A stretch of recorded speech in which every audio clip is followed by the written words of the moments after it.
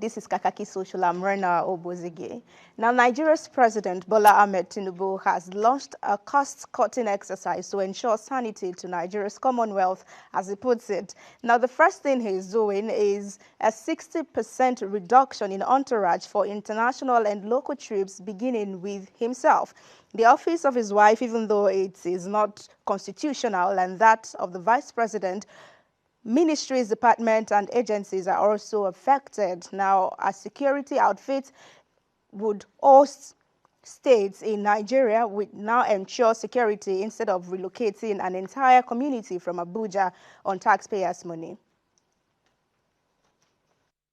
On all ministers of the Federation, 4 members of their staff, appointees and the like, will be allowed to travel with a minister on an official trip. For heads of agency, that will be limited to 2. On international trips, the President has directed that no more than 20 individuals be allowed to travel with him. That number will be cut down to 5 in the case of the First Lady. For the Vice President, will be cut to 5. In terms of local trips, the President has approved a new limit of 25 members of staff to accompany him on domestic trips within the country. The office of the First Lady is now limited to 10 staff members to accompany her on official trips within the country. The Vice President will be limited to 15 members of staff on official trips within the country, while his wife will be limited to 10 members of staff on official trips within the country. All right, let's have some reactions at this point. Rotimi is saying, announcing this after 2024 appropriation bill has been passed. They know their audience. A government that is serious about cutting costs will reflect in its budget, not after signing budget to law. And then for Oluwa Shegun, he says, if this news is coming from this guy, I no believe Dubai visa ban still dey fresh. Oh, well, like he's not going to forgive anytime soon. And then this user says, the First Lady is not supposed to have an office at the first place. All audio posts what you are slashing. Let's see the cost you were cutting, not to make announcement. And then for DY, he says this is a great initiative. Someone is finally listening and acting. Let this be applied to many other aspects of governance. Well, an office, that of the wife of the president, which is not recognized, and that of the VP that is recognized, they are matching in the number of persons that should travel with them. I don't know. That's another argument on the space of social media. But then a human rights lawyer, Enibehi Efyong, Tuesday raised an alarm on social media, alleging that the Inspector General of Police, Kayode Egbetokun, was making efforts to rearrest his client, Chioma Okoli, against court orders and without a court order authorizing the arrest. Now, Chioma Okoli is the customer who reviewed a tomato paste brand in September 2023 and was arrested by the manufacturers over the marketing claims. Now, according to the lawyer, Okoli had obtained a court order restraining any rearrests and was billed to appear in court today, Wednesday, before Tuesday's development, which was just yesterday. Her husband, Chizoba Okoli, in a video has asked that the company's CEO and the IGP be held responsible should anything go wrong with his pregnant wife. There was no arrest warrant. They invaded my house this morning and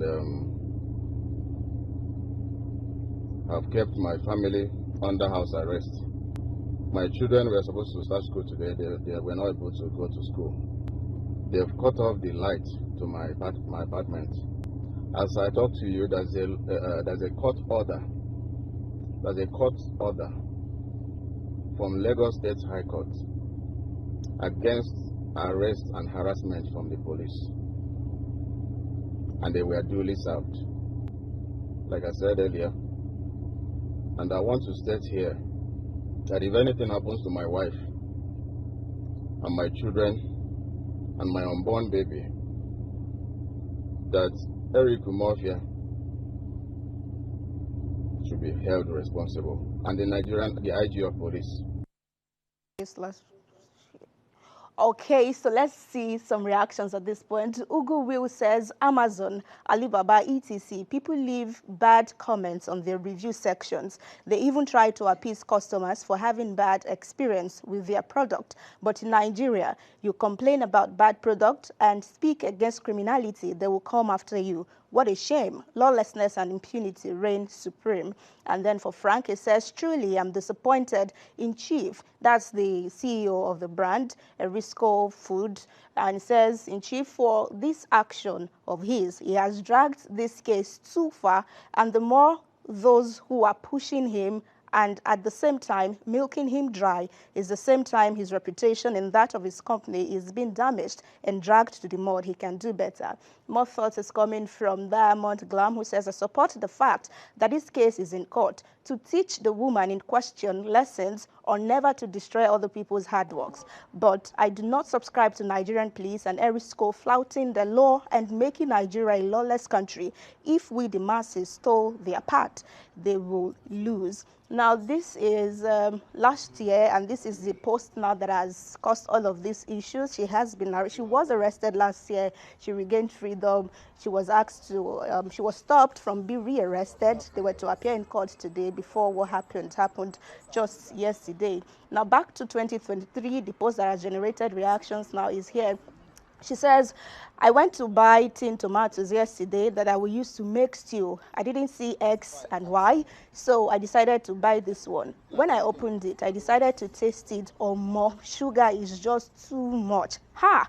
Biko, let me know if you have used this tin tomato before, because this is an Ikeguru situation.